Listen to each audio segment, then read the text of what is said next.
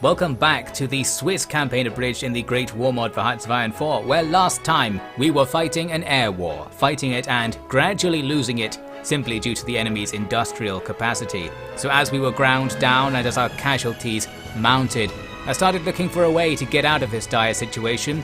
I went with two strategies, fascism and aliens, two surefire hits. So the aliens have come down from the Toblerone constellation to give us the jet fighter tech, aka I cheated, and now I'm using some air experience to design an even better jet fighter. The plan is to try and replace our small air force with elite fighter craft that might be able to hold off the thousands of Entente fighters we have to deal with. Obviously, actually making those fighters is going to be stage 1 to this challenge. Luckily it's not that bad, they don't take that much more production than regular fighters, although resources continues to be a bit of an issue for us. While we wait for the jets, I actually did some more cheating, some middle ground cheating, to hold off the enemy for a bit. My fighter count is now back up to 600. That's because I used a cheat to instantly build a bunch of the Fighter 1s, I think they're called, the World War II type fighters. So we now have some stuff that's somewhat better than what the enemy have, and we have them in decent numbers. And the ratio is now looking pretty good. We're actually destroying a bunch of enemy planes, we're not invincible, but the enemy are losing out. It hasn't been enough to get us air superiority, but it might be turning away a few bombers, while we very slowly make our fighter jet legion. It seems to be under control, the whole construction situation. Looks like I'm comfortable enough to still build bunkers and anti-aircraft guns while working on repairs, so clearly our stuff isn't that destroyed anymore. All looking good, and with those new anti-aircraft guns coming in, that might improve the situation a bit more, I don't know. Still absolutely bajillions of Entente aircraft, we're killing them relatively fast with this new middling cheat air force. It's just not actually depleting their numbers because they can just replace them instantly with their high industrial capacity. And here, later on, is the point when our first wing of fighter jets is sort of ready. It's not really ready, but I wanted to throw it in here and just see what happens. So now we've got the fighter jets contesting in the air. The enemy should die a bit faster. It actually doesn't make an enormous difference because the fighter jets don't have that good detection, so they rarely fight the enemy. And a decent fighter that can kill the enemy doesn't really kill them any less than a good fighter that also kills the enemy. So I suppose having the fighter jets over the Spitfire type fighters doesn't make a huge difference. Who knows really. Some numbers are flashing across the screen. They're better than they were before, but we still have virtually no air superiority just because the enemy have so many fighters and can instantly replace all of the stuff we're shooting down. The main positive change is that these new fighters can kill enemy bombers, and they're turning them away too. Those bombers are harder for the enemy to replace, and that might prevent some damage to our ground stuff. Perhaps I've achieved my vague goal, which was stability. We can carry on without being kicked out of the game entirely due to losing all of our factories or something.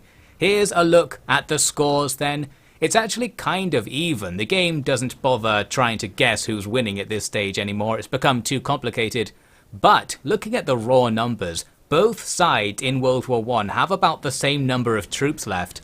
Only the Entente side has far higher casualties. So we've actually killed so many of the enemy that their advantage of controlling most of the globe is starting to fade away militarily. Everybody's dead, although they still have that economic advantage because we've barely occupied any of their territory. There are some other side wars going on, which is complicating matters. We won't really be looking into that, of course. The broad picture for how World War I is looking in 1927, well, it looks kind of the same as it did in 1914. The stalemate continues. It's been years since any territory changed hands, but the two sides are still fighting somehow. I don't know where they're finding the people to actually do this. They're still going for it. And we have a gradually increasing number of magical alien fighter jets at our disposal. Another thing we have going for us at the moment is an increasing manpower pool, which you might have noted. This is for two reasons. One is that our compliance in the occupied territories we have in Italy and France has got up to the point when we have some of their population in our manpower pool, which is handy.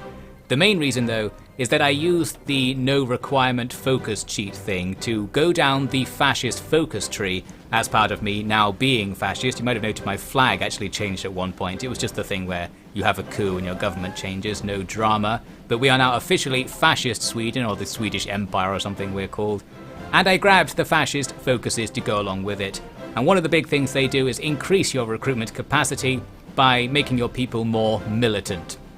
So, we actually now have loads of people at our disposal, although we don't really need them anymore because we're barely ever fighting in the war. It's progressed slightly beyond my fortified positions. I'm mainly just putting the people into ground crew roles to support our gradually growing air force. We are actually starting to make some progress on this front. The number of enemy fighters contesting the area is going down and down. They've got loads of fighters here, but they're not always sending them out to actually fight. I think the AI might be scared of how poorly it's performing, so it's less interested in sending fighters to attack our fighters, but the bombers are still coming in big numbers. And that's okay, I suppose, because if the bombers are the main thing in the air, we can shoot more of them down, turn more of them away, and protect more ground targets. I took a look at one of the battles to make sure we still have those stats on our side, and things are broadly looking good. We are seeing some divisions lose organisation against the enemy's constant random attacks in the couple of corners where the enemy are still attacking our positions. Dangerous, but nothing came of it. We were able to hold the enemy off successfully. In the air, things are starting to work out for us. The issue is that the enemy are doing close air support on the battles that keep happening, and they're going to be killing tons of our troops on the ground. So we really need to take out those bombers ASAP, but we are progressing towards aerial superiority as the number of enemy fighters dwindles and dwindles. Here we are a bit later, with over 1,000 fighters on our side. Our factories have been hard at work. The enemy's bomber count is dwindling too. They keep losing them to our fighters and to anti-aircraft guns, and I imagine they're harder to replace. We've got quite a few factories working for us, because it's the same thing as the manpower earlier. We've got the occupied territories now more under our control, and we're using French and Italian factories to make our jets for us, and that's helping immensely. Same deal with the construction as well. We have extra civilian factories that are just working away on stuff in the background, mainly repairs and making more fortifications that we don't really need. Although the downside to all that is that we also have in our repair queue now all of the stuff in the occupied territories that's being damaged by fighting, so we're responsible for repairing that. Annoyingly, overall though, it's going better than it was before. We're more on top of that pile, our stuff is less perpetually damaged, so I've achieved my objective. We've reached some kind of stability where it's fine to sort of ignore what's going on.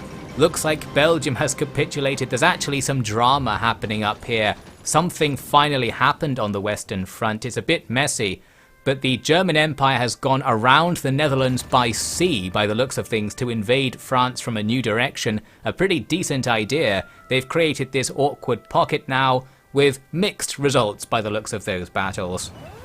This is the most interesting thing to happen for a very long time, perhaps hoping to celebrate the anniversary of the end of the real World War I in 1928 by having something happen in our World War I Super Mega Edition.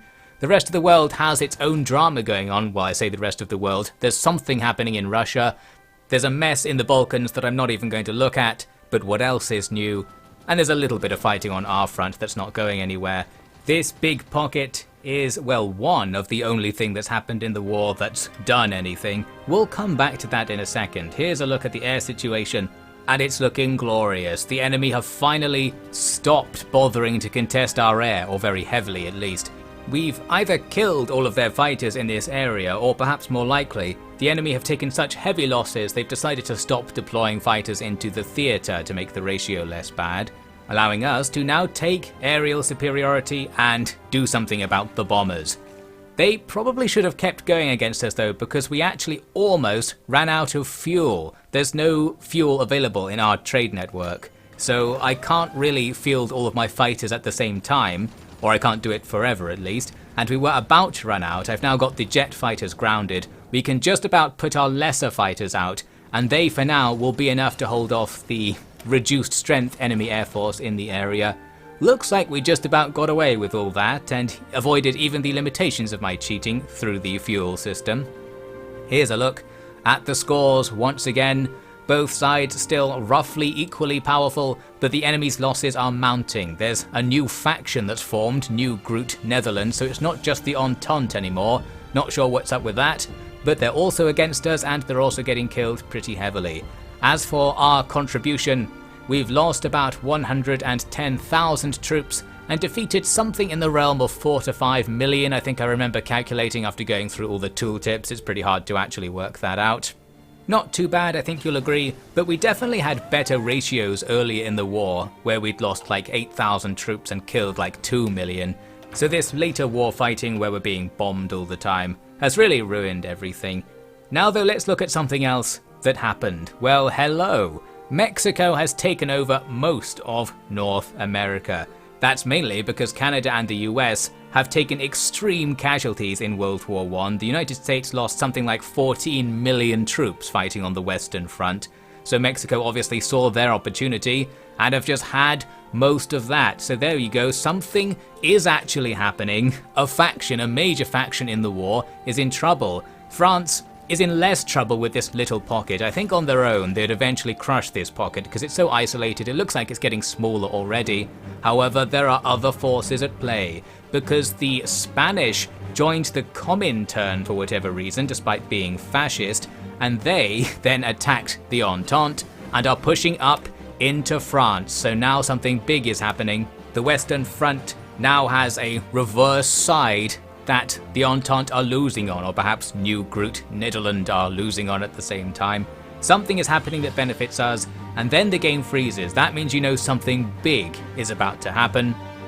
And you could say this is the end of the First World War, but of course not really, because this is an endless hell war. But the war has changed all of a sudden.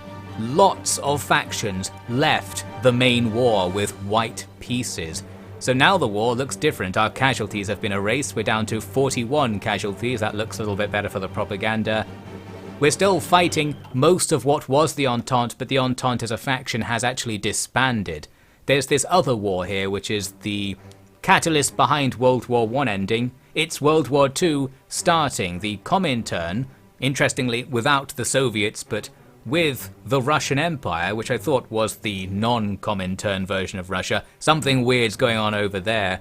They're at war with the Netherlands faction and all of the no-faction guys who used to be in the Entente as well.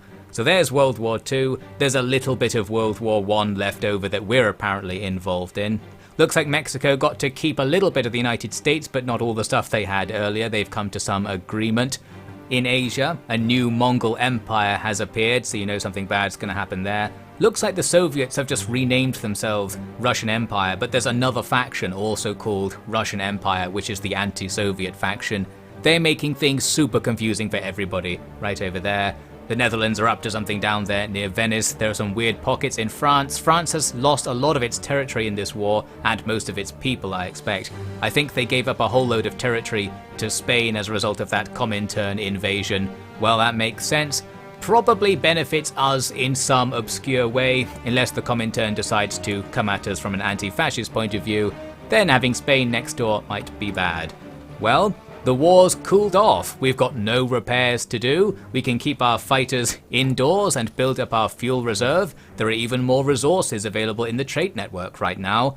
We're entering something of an interwar period, one where we're still at war, so not really interwar period, but a less war-y period. World War I is cooling down and beginning to crossfade into World War II, and you can see the fighting is still going on pretty much the same front as World War I, so it's going to feel pretty continuous for the troops.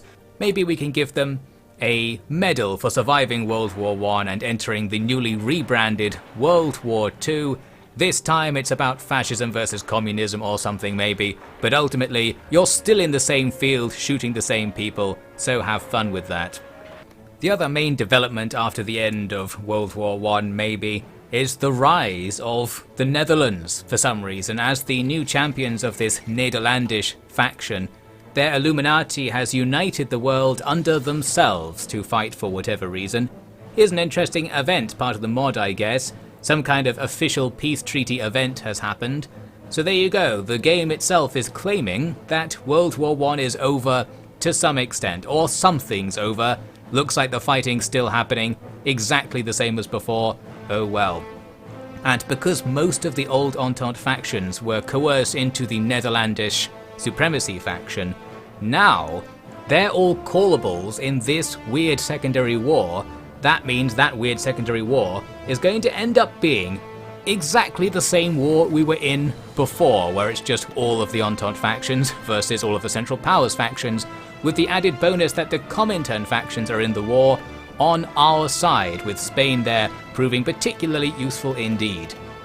So what's going to actually happen to this world, and what's going to happen to Switzerland? Hopefully nothing, but why don't you join me in the next part to see our little adventures in, well, not quite World War II, in what can only be described as the First World War.